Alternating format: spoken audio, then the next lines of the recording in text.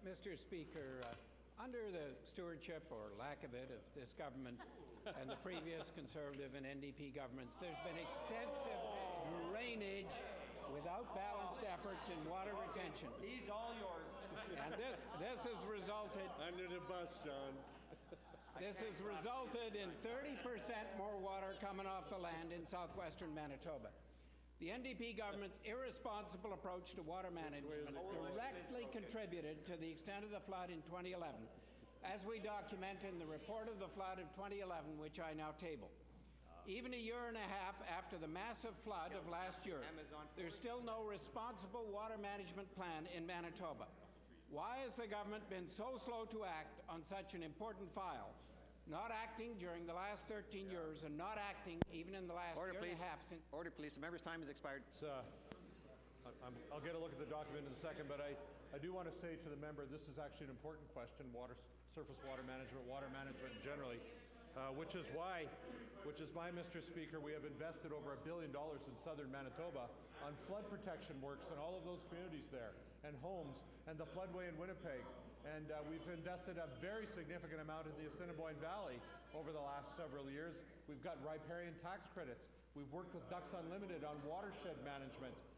But it is true that a lot of the watersheds have been changed through human activity over the last several decades, and that has created the potential for greater water flows during times of high water periods during our history. And so this is an issue not just in Manitoba, it's an issue across the entire prairies.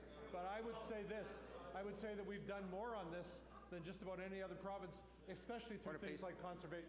Order, please. First Minister's time has expired. Mr. Speaker, I've been calling for a responsible water management plan for Manitoba for the last 13 years, since the '99 flood in southwestern Manitoba, and a recognition that climate change will result in increased wet weather and increased problems for Manitoba. Mr. Speaker, at a visionary conference on February 14th of this year, the Minister of Conservation admitted honestly that any water management plan in the government's first 12 years hadn't worked and a completely new approach was essential. Why, more than 6 months later from that talk, is the government just starting to get people to talk about this? Where is the new plan? Will the minister today commit to a date when his new plan will be released? Order, please. The member's time has expired.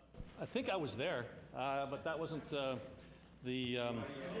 wasn't the dialogue. But anyway, it's the legislature. You can say what you want from the opposition benches, I guess.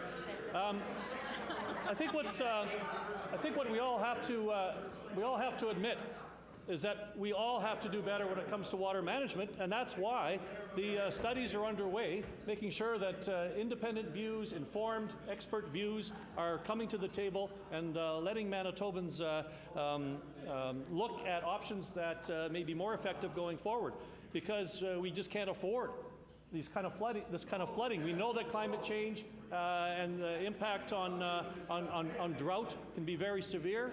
And we know that phosphorus is rushing to our Great Lake. So for every reason, we always have to look to see how we can improve our operations. Minister's time has expired. Mr. Speaker, selective memory, which we've heard a little bit about lately. As the minister has dilly-daddled and twiddled his thumbs, a very large amount of drainage has continued. The good of the Ellis program has dissipated as recent drainage in this area has more than made up for several slower years with Ellis. Robert Sanford, EPCOR chair of the Canadian Partnership Initiative in the support for the United Nations Water for Life decade, was in Winnipeg not long ago. He presented the mounting evidence that southern Manitoba is approaching, or perhaps even has passed, an invisible threshold into a new hydroclimatic state, and that we have a water crisis which this government is still not recognizing. When this is such an urgent crisis, why did the minister not mention a firm date for when he will present the important plan which is so badly needed? Well, I think I know what's behind the minister's question. A couple of weeks ago, he sent me a report that he had put together, a partisan report following the flood. And I sent him a nice letter back. And I said, thanks for your remarks, because we actually will consider what he said. But we're not going to consider just what he said. We think it's important to hear from the experts and the independent reviews. It's important to hear from, for example, the 200 representatives that came to the Surface Water Management Strategy Summit last week. It's very important that we listen to the conservation districts. And I want to make this announcement to the House. It's very important that we recognize the role of conservation districts. Right now, the number of water retention projects completed or near completion in Manitoba by conservation districts is 105. That's part of the answer for the minister. Order, please. Or for the member.